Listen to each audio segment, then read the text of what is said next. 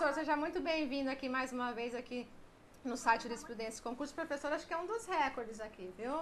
Ele já veio várias vezes aqui e a aula dele é sempre um show, professor. O pessoal fica enlouquecido com a aula dele. Professor, para quem não conhece, o professor Alexandre Demetrios, ele é promotor de justiça aqui no estado de São Paulo, professor de Direito Empresarial lá da IBS de Concursos, nossa parceira também aqui. Também professor da faculdade, né, da Amásio de Jesus, aqui em São Paulo, também nossa parceira, e também professor lá do INSPER, ok? Então, sintam, né? Sintam com quem vocês vão ter aí essa... Aliás, eu acho que a primeira pessoa que vai falar, que vai comentar, o primeiro professor de Direito Empresarial que vai comentar, assim, vamos dizer, ao vivo, pro Brasil, com acesso para todo o Brasil, é aí o professor Alexandre. Professor Alexandre, vou deixar o professor aqui à vontade para dar boa noite aí para o pessoal que está acompanhando hoje a aula aí de enunciados. Professor, seja muito bem-vindo. Muito bem. Bom, inicialmente eu gostaria de dar o meu boa noite a todos, dizer que é um grande prazer estar aqui no Jurisprudência Concursos, esse site que sempre tão bem nos recebe, né?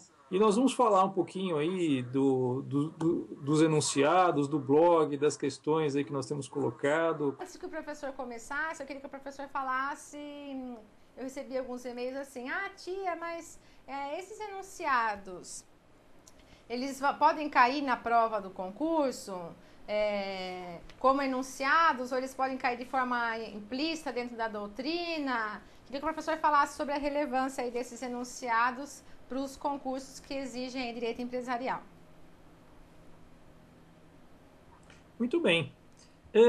Esses enunciados, como a gente colocou lá no material,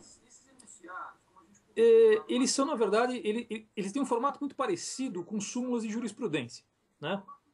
Agora, na verdade, eles não são súmulas de jurisprudência, eles são entendimentos doutrinários, né?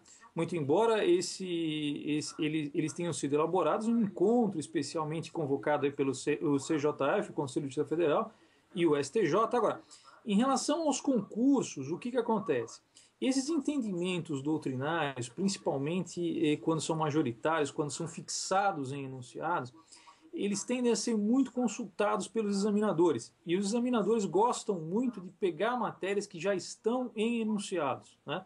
Gostam muito de perguntar esse tipo de matéria. E é um fundamento muito bom para você, por exemplo, colocar numa redação de concurso, para você colocar numa resposta de concurso, né? Principalmente, por exemplo, matérias divergentes, matérias que nós vamos ver hoje a respeito, por exemplo, do prazo de recuperação judicial, uma divergência muito grande aí, que foi um assunto abordado nesses enunciados. De modo que a importância deles para concurso é muito grande, né? Apesar de eles não serem uma súmula de jurisprudência, eu diria que para o concurso ele acaba tendo um valor equivalente a uma súmula de jurisprudência. Fiz a questão de perguntar isso, porque eu sei que tem muita gente que fala assim, eu nem vou olhar enunciado, tá? Porque isso aí não vai ser exigido nas provas e tal. Fique esperto, né? Fique esperto que o negócio não é bem assim. Então, professor, como que nós vamos abordar aí? O professor vai fazer na sequência do material, é isso? Exatamente. O que nós vamos fazer? Eu recomendo que todos tenham em mãos aí o material, que vocês já vão poder consultar quando eu falar aí, por exemplo, naqueles gráficos, naqueles números que a gente colocou, vai ficar bem mais fácil de você consultar, né? Nós vamos seguir, como regra, nós vamos seguir a própria numeração deles.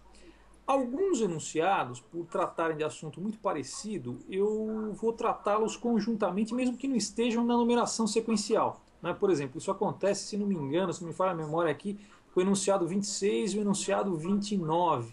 Nós vamos tratá-los em conjunto porque tratam do mesmo tema. Mas, como regra, nós vamos seguir essa sequência e também, logicamente, por matéria, né? Bom, gente, em relação aos enunciados da jornada, o que aconteceu? Vamos explicar primeiro como é que foi essa jornada de direito comercial, direito empresarial. Eu uso, aliás, os dois temas indistintamente, né? Muita gente gosta mais de direito empresarial porque nós estamos em épocas de acolhimento da teoria da empresa. Alguns outros doutrinadores preferem direito comercial, como está na nossa Constituição. eu uso indistintamente, vocês podem ficar absolutamente à vontade para isso. A jornada usou o nome direito comercial, mas como é que ela se deu, né?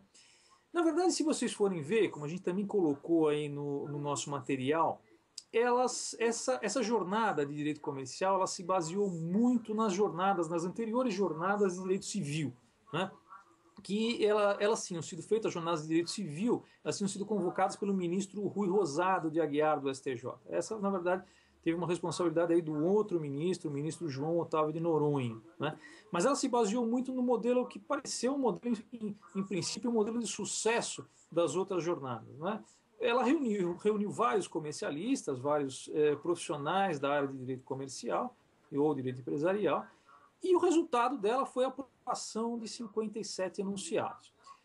Como é que se deu? O que a gente pode ver primeiro, antes da gente começar com o tema, né, da gente entrar no tema dos enunciados, a gente pode ver algumas tendências claras dessa jornada. Se vocês verificarem no material, no gráfico que eu disponibilizei, vocês vão ver, primeiramente, vocês vão ver que claramente contratos empresariais foi uma matéria, foi dentre os enunciados, contratos empresariais foi, vamos dizer assim, predominante, né? 33% dos enunciados disseram respeito a contratos empresariais. Aqui eu diria o seguinte, eu vou chutar até uma razão para isso.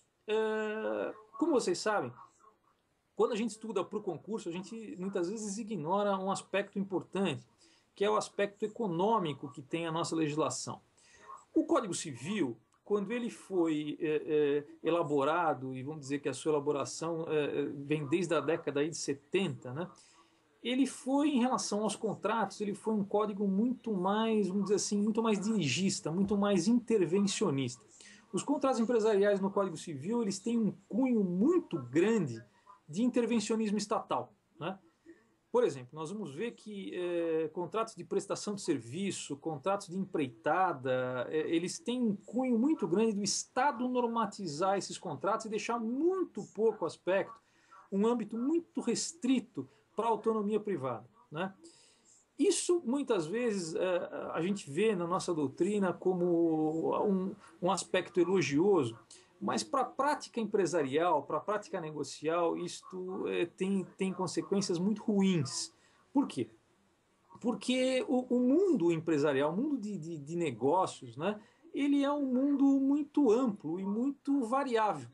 Quando um código fixa regras muito rígidas para esse determinado, principalmente para os contratos empresariais, o que acontece é que ele acaba ou não sendo usado ou sendo afastado pelas cláusulas contratuais que as partes estabelecem segundo as suas necessidades, né? Então, esses enunciados, principalmente em relação aos contratos empresariais, que foram a sua grande maioria, eles buscaram a dar duas, vamos dizer, a gente pode colocar duas tendências. Primeiro, dar maior papel à autonomia das partes, à autonomia privada, né?